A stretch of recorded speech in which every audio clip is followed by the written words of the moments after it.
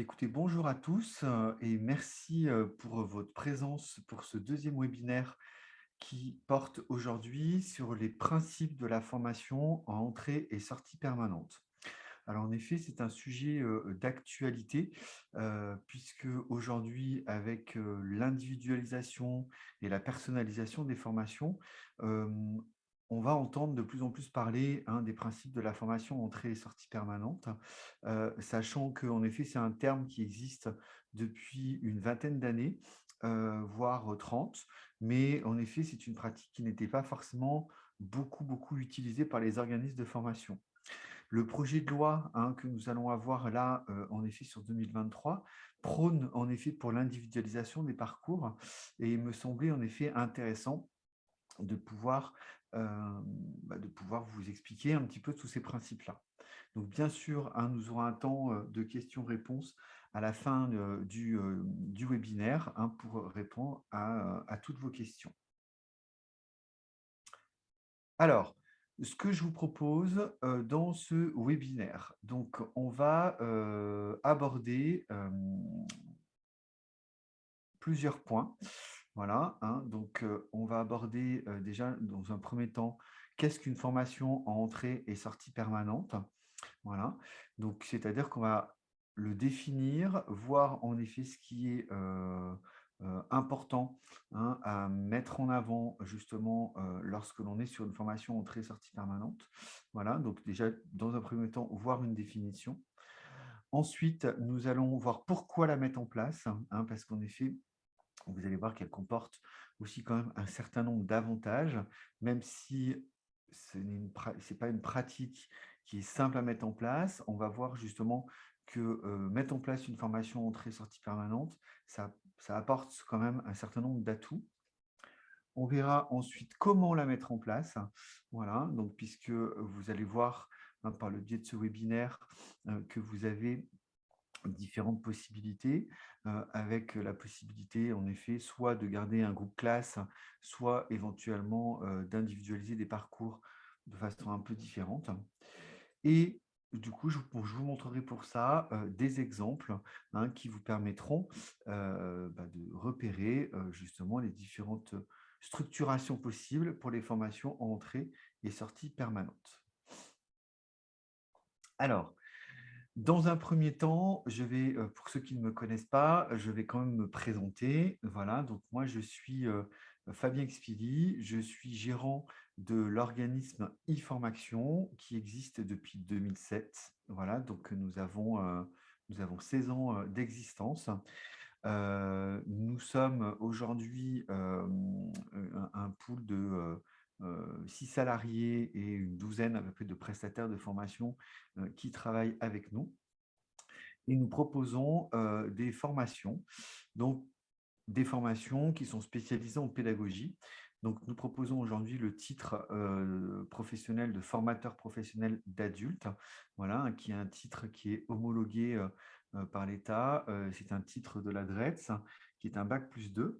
Voilà, donc qui vous permet d'obtenir un niveau 5. Et nous proposons cette formation à distance. Nous la proposons également en blended learning, en mixant justement du distanciel et du présentiel. Nous proposons également cette formation en mode personnalisé. Et nous avons aussi un partenariat avec l'IFIR, puisque nous proposons aussi cette formation dans le cadre de l'apprentissage. Voilà.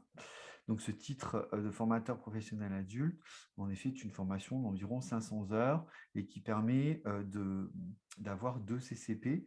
Le premier CCP, voilà, qui est vraiment lié à la préparation et l'animation d'une formation, et le deuxième, plus à l'individualisation des parcours, sachant que là, il y a encore un changement de référentiel, voilà, et qui va permettre de valider 4 CCP. Nous avons également une certification professionnelle qui s'appelle CAFPA, donc concevoir et animer une formation avec une pédagogie active, qui est une certification professionnelle qui est reconnue au RS, au répertoire spécifique.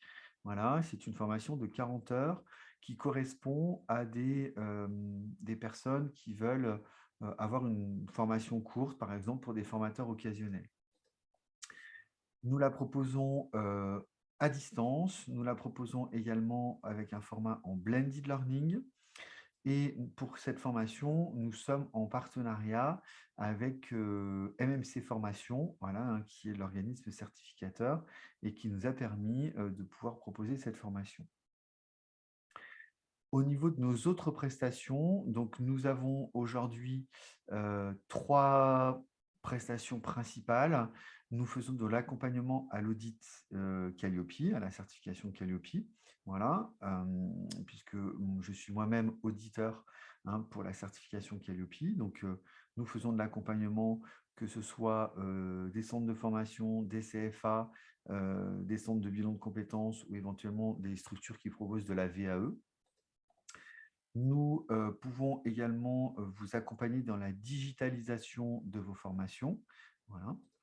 Et nous proposons également, en partenariat avec Frédéric Mercier de MS Evolution, de l'analyse de pratique, hein, puisque nous proposons en effet en format de 2 heures. Donc, vous pouvez également vous inscrire, vous, hein, sur de l'analyse de pratique sur des formats de 2 heures et qui permettent de faire un bilan, voilà, sur, un petit peu sur vous et d'analyser vos pratiques de formateur.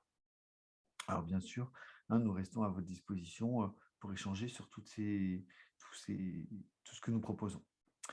Rentrons maintenant dans du coup, le vif du sujet, où nous allons, dans un premier temps, définir ce qu'est une formation à entrée et sortie permanente.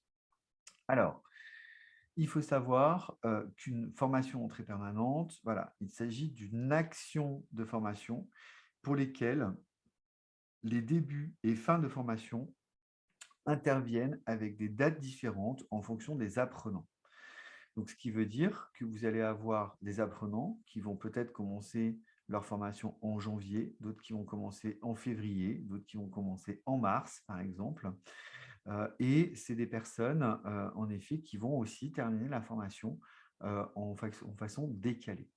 Donc, en fait, on va voir que sur ce type d'entrée, ce type de formation, vous avez des apprenants qui peuvent être ensemble, par exemple, sur un module de formation, alors que la formation ne commence pas et ne termine pas forcément en même temps que les autres, hein. Alors, vous allez voir que je vais vous donner dans le biais de ce webinaire plusieurs exemples que nous aurons l'occasion, bien entendu, ensuite d'échanger en format question.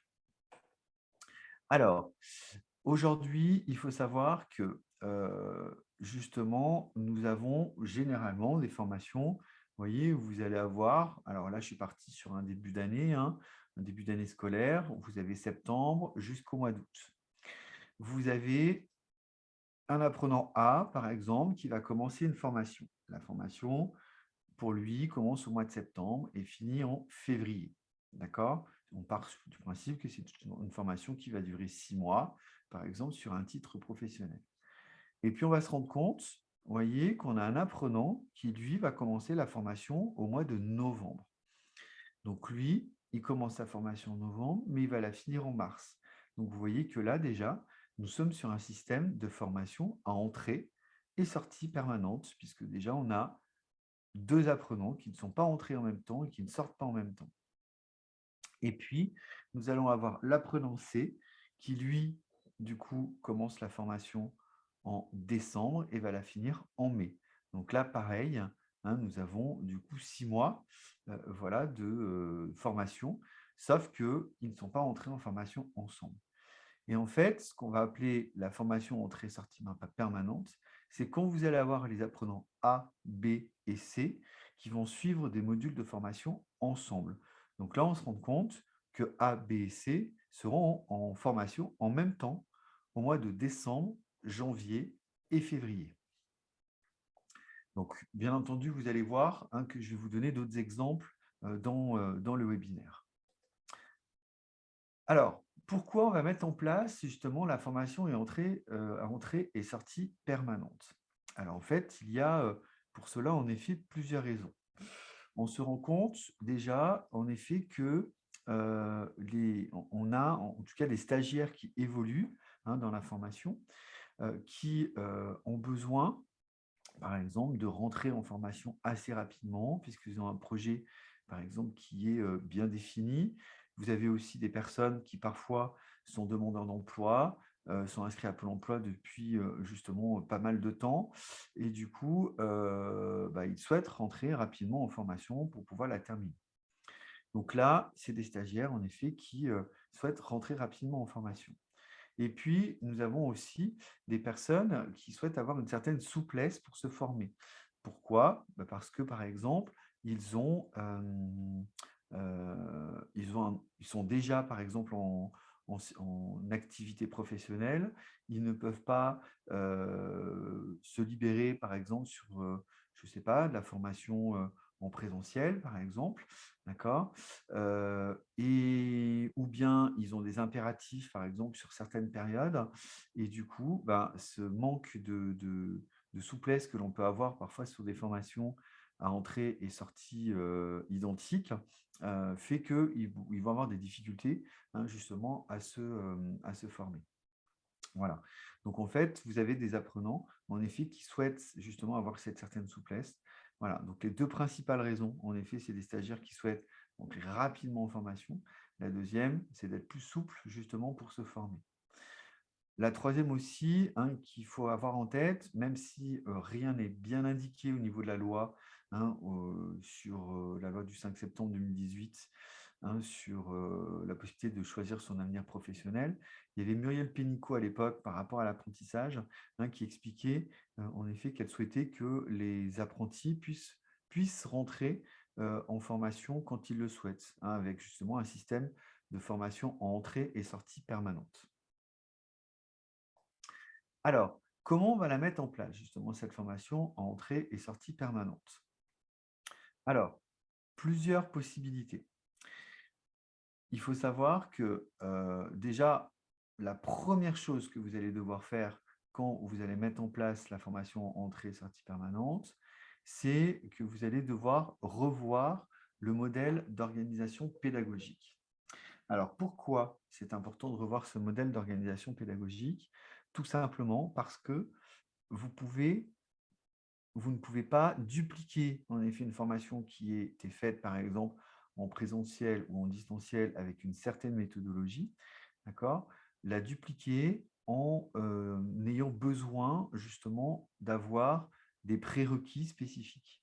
Il est très important, en effet, lorsque vous êtes sur des formations entrée et sortie permanente, d'avoir un système, ce qu'on appelle de modularisation.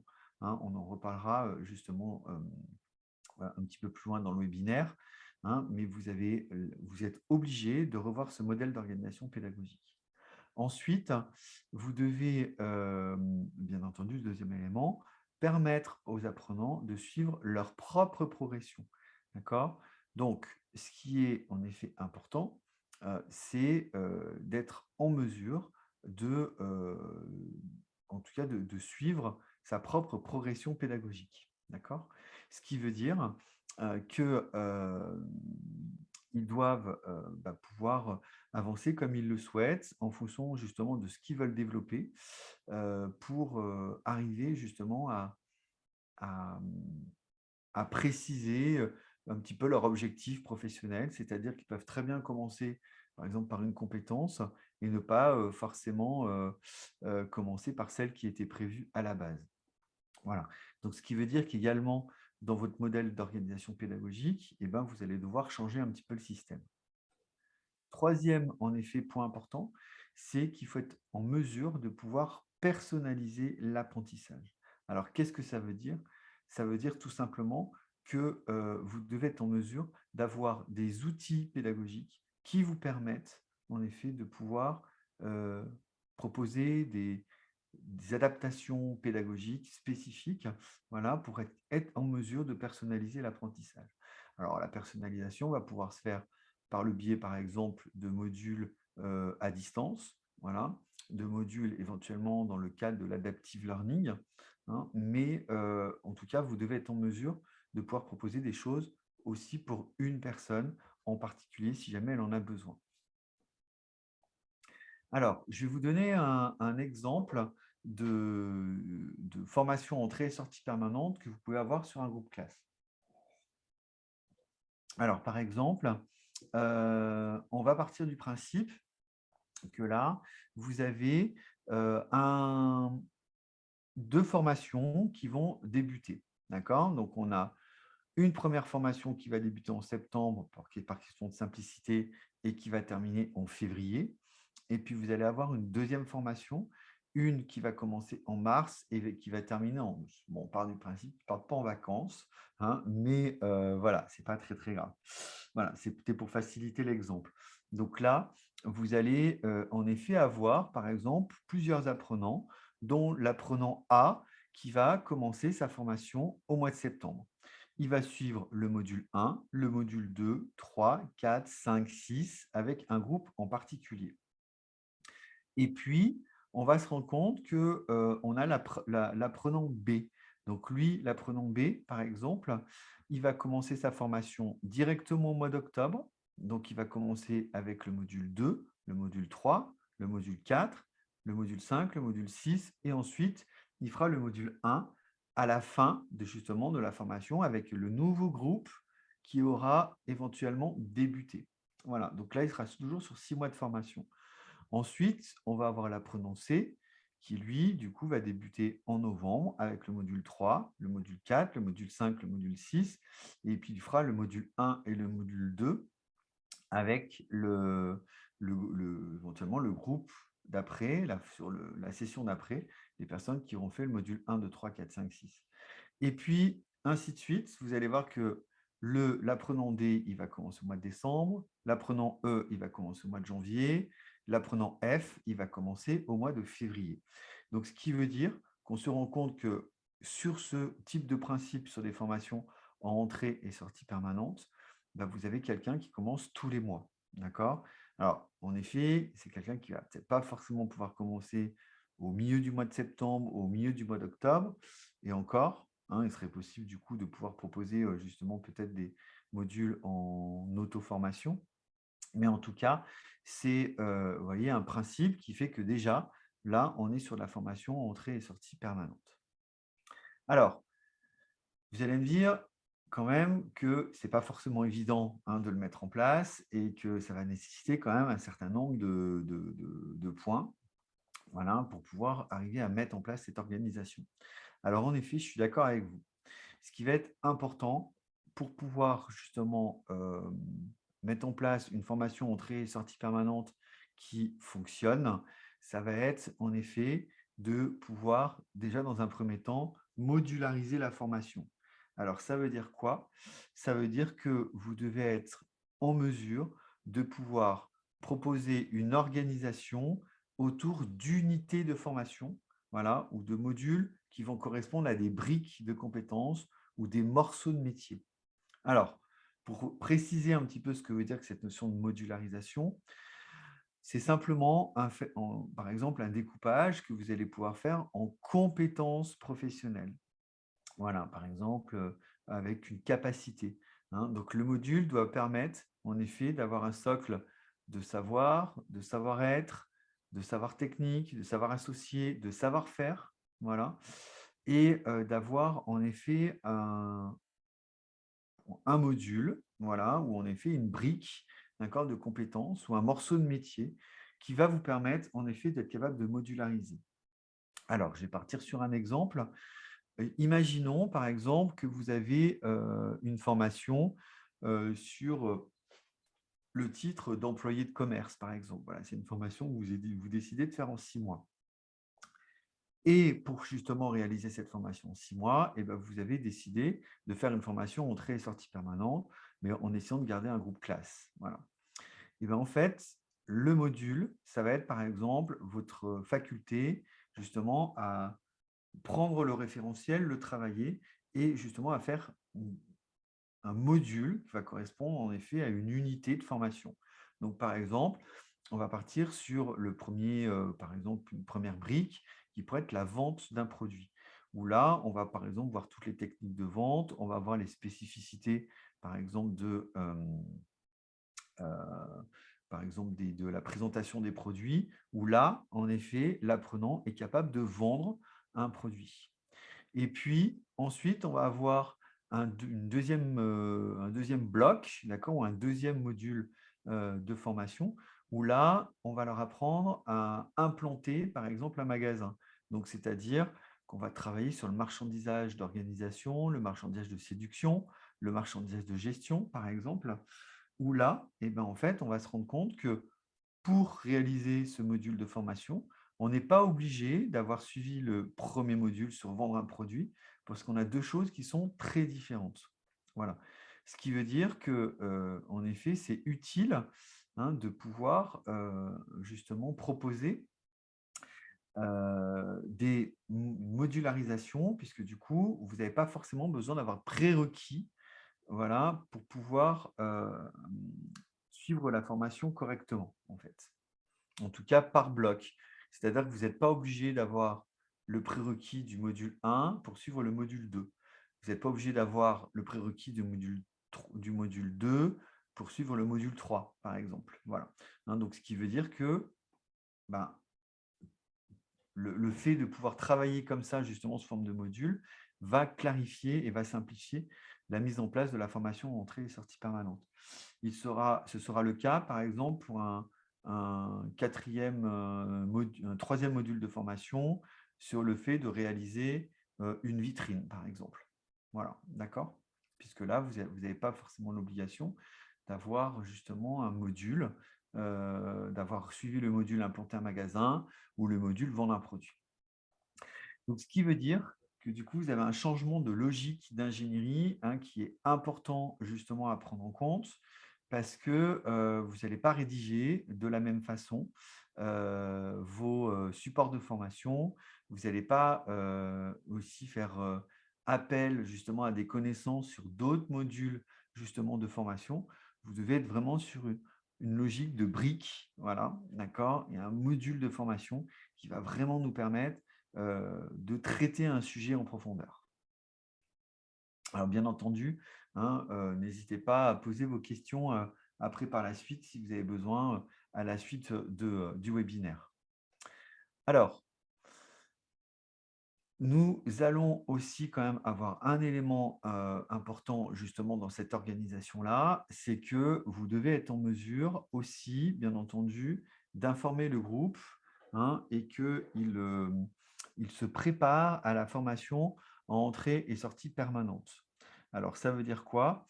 Ça veut dire qu'il va falloir en effet leur expliquer que nous avons des personnes qui peuvent rentrer en formation, des personnes qui peuvent sortir justement de formation et que, en effet, c'est commun et que eux, en tout cas, ont aussi une responsabilité, peut-être justement par rapport justement à cette organisation, voilà, puisque ça va nécessiter d'instaurer une nouvelle dynamique justement de groupe où il sera en effet intéressant d'impliquer aussi les apprenants justement dans la mise en place de cette nouvelle organisation. Alors, on va partir sur le deuxième exemple, sur la personnalisation maintenant des parcours. Alors, en effet, comme je vous disais tout à l'heure, voilà, vous avez la possibilité d'avoir un premier exemple où vous aviez un premier exemple où en effet on était plutôt sur un groupe classe. Voilà. Là, on a un deuxième exemple où vous pouvez en effet être sur la personnalisation d'un parcours de formation. Donc là, imaginons, nous allons repartir sur notre mois de septembre jusqu'à notre mois d'août où nous avons deux formations. Donc pareil que tout à l'heure, vous avez la première formation qui commence en septembre et qui finit en février, et vous avez la deuxième formation qui commence en mars et qui finit au mois d'août. Toujours pas de vacances. Et là, en fait, on va avoir des apprenants qui vont être en formation, mais qui ne seront pas en formation, par exemple, sur toute la durée de la formation. Donc, vous voyez, par exemple, que notre apprenant A de tout à l'heure, il était en formation de début septembre jusqu'à fin février. Il allait suivre les 6 modules. Et là, on se rend compte, en effet, que notre apprenant A, il va simplement suivre là le module 1 et le module 2, le module 4 et le module 5. Il ne va pas suivre le module 3 ni le module 6. Et puis, on va se rendre compte qu'on a l'apprenant B, lui, justement, qui commence en octobre, qui va suivre le module 2, 3, 4, 5, 6, mais qui ne va pas suivre le module 1. Voilà, parce qu'on part du principe qu'il n'en a pas forcément besoin, parce que voilà, il a déjà le niveau de connaissance, en tout cas. Hein, c'est ce qu'on va voir tout à l'heure. Et ensuite, on va avoir l'apprenant C qui, lui, va seulement faire les modules 2, les modules 3 et les modules 4. Nous allons avoir l'apprenant D qui, lui, va suivre l'intégralité de la formation. Et nous allons avoir l'apprenant E, voilà, qui va faire le module 4, le module 5 et le module 6. Et nous allons avoir notre apprenant F qui, lui, qui est arrivé un petit peu plus tard, voilà, que vous avez justement connu en octobre et novembre, par exemple, et qui ne pouvait pas forcément se mettre sur les modules 1 ou 2, justement en même temps que l'apprenant A. Donc, on va avoir l'apprenant F qui va suivre le module 6 et puis qui va suivre le module 1, le module 2, voilà, qui va commencer sa formation début février et qui va la terminer fin avril.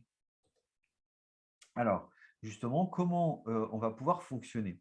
Parce que là, ce n'est pas forcément en effet évident de pouvoir mettre en place ce type d'organisation pédagogique. Donc, ce qui va être nécessaire, en effet, déjà, c'est de pouvoir, dans un premier temps, réaliser un positionnement dès la demande de la formation. Alors, je vous rappelle, bien entendu, avec Calliope, que vous avez l'obligation de proposer des tests de positionnement. Alors, des tests de positionnement, pas forcément, mais de proposer un positionnement dès que la personne, justement, elle a été admise en formation, que vous avez validé ces prérequis. Il va falloir ensuite valider les préacquis, justement, avec le positionnement. Alors, le positionnement, en fait, va permettre de repérer le niveau de connaissance de l'apprenant au démarrage de la formation.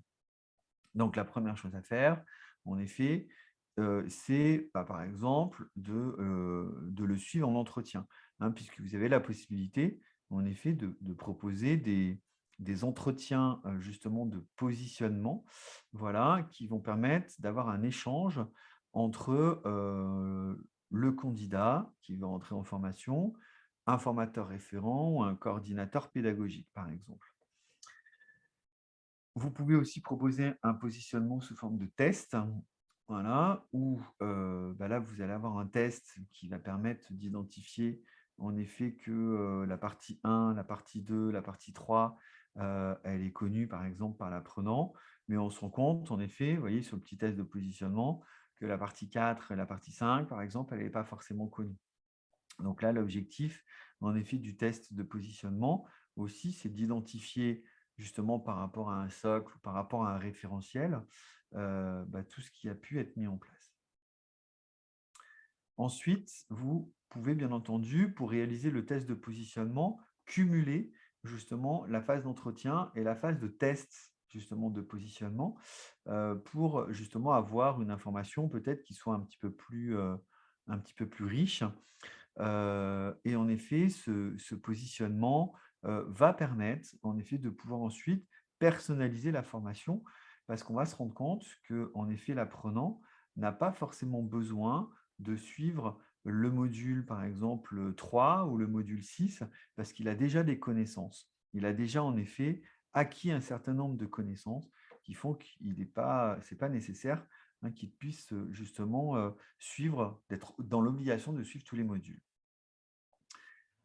Alors, là, en tout cas, on se rend compte sur cette organisation-là, si on revient en effet sur celle-ci quand même, c'est que par exemple, vous avez des apprenants qui suivent quand même la formation ensemble. Donc, on va avoir par exemple l'apprenant A et l'apprenant D qui vont suivre ensemble les modules 1, 2, 4 et 5.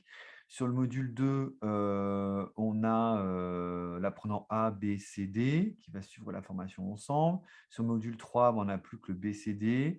Sur le module 4, on a le A, B, C, D, E. Voilà, sur le module 5, on a le A, B, D, E. Et puis sur le module 6, on a le B, D, E, F. Donc on se rend compte en effet que cette personnalisation justement de l'apprentissage, hein, va permettre de pouvoir quand même continuer à suivre les modules avec une dynamique de groupe, hein, même si cette notion de dynamique de groupe, de toute façon, elle reste toujours importante. Alors, comment va fonctionner justement cette organisation? Donc, on l'a vu, hein, d'accord, avec le positionnement sous forme d'entretien. Voilà. Mais vous avez aussi la possibilité de casser le mode groupe, d'accord, en formation. Donc là, casser le mode groupe en formation, c'est-à-dire que vous allez avoir des apprenants, par exemple, qui souhaitent avoir une formation individualisée. Donc là, pour cela, en effet, on va, par exemple, proposer une formation. Alors, comme nous pouvons le faire, hein, chez eFormation, on va proposer une formation pour des personnes qui veulent suivre la formation en individualisé. Donc, c'est-à-dire, voilà, on va par exemple avoir l'apprenant A qui, lui, vous voyez, par exemple, on a étudié ses besoins avec lui, on s'est rendu compte, en effet, que il souhaite suivre la formation à son rythme, qu'il n'a pas beaucoup de temps, voilà, et que du coup, lui, sa formation, il veut la faire sur un an. Voilà, donc du coup, on va avec lui faire un découpage spécifique avec justement le module 1 en septembre-octobre, le module 2 en novembre-décembre, le module 3 en janvier-février, etc., etc., etc. Ce qui fait qu'il va suivre la formation sur un an. Et puis, on va avoir l'apprenant B, par exemple, qui, lui, souhaite faire la formation en 10 mois. Voilà, donc il va commencer la formation en octobre et il va la terminer au mois de fin juillet, parce que lui veut partir en vacances, par exemple. D'accord? Donc là, on se rend compte, vous voyez, qu'on a des apprenants qui, du coup, ne suivent pas les mêmes cours et les mêmes modules en même temps. On va avoir l'apprenant C qui, lui, par contre, lui veut faire la formation en 6 mois et donc il va commencer la formation, par exemple, fin novembre, début décembre, et il va la terminer au niveau du mois de mai. Donc, ce qui veut dire que lui, il aurait eu le temps de faire tous les modules, voilà, à son rythme. Alors, par contre, on est bien d'accord que, pareil, cette organisation va nécessiter vraiment une organisation spécifique, voilà, puisque déjà dans un premier temps, il va falloir qu'on réalise un test de positionnement dès la demande de la formation, d'accord? Donc, bien entendu, comme la première fois, puisqu'on peut aussi avoir en effet des candidats qui vont avoir une logique différente, qui vont avoir des acquis déjà avant de rentrer en formation. Donc, on doit de toute façon forcément réaliser ce test de positionnement dès la demande de la formation. Et puis ensuite, il va falloir bien entendu aussi concevoir des supports de formation. Alors, même si vous allez avoir une base en effet qui va être importante, cette notion de conception de support de formation, elle est quand même primordiale, puisqu'il va falloir justement, pour une formation comme ça personnalisée, si vous cassez le groupe, il va falloir, bien entendu, proposer des supports qui soient individualisés, voilà, qui soient adaptés justement pour de l'auto-formation, et puis proposer aussi des supports avec des supports multimodaux ou hybrides. Hein, donc multimodaux, bien entendu, qui permettent de pouvoir être utilisés dans le cadre d'une formation en présentiel ou dans le cadre d'une formation à distance. Nous allons bien entendu aussi, pour cela, devoir développer l'accompagnement pendant le temps de formation. Voilà. Alors pourquoi? Parce qu'en fait, quand vous êtes sur de la formation personnalisée, il faut que l'apprenant, en effet, ait la possibilité de pouvoir contacter quelqu'un s'il a besoin. Voilà. Donc, ce qui veut dire que lorsque vous êtes sur une formation personnalisée, l'apprenant doit pouvoir, par exemple, contacter un tuteur ou un référent. Il doit pouvoir contacter éventuellement quelqu'un qui va faire de la coordination pédagogique. Il doit pouvoir justement, éventuellement, peut-être avoir parfois des classes virtuelles, par exemple, sur lesquelles il peut poser des questions. Vous pouvez proposer des chats, par exemple, hein, pour pouvoir développer l'accompagnement pendant le temps de formation.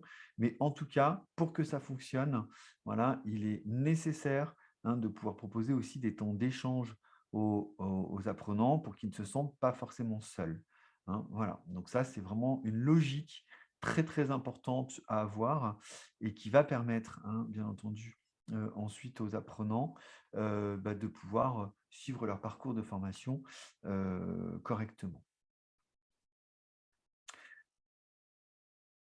Alors, avez-vous des questions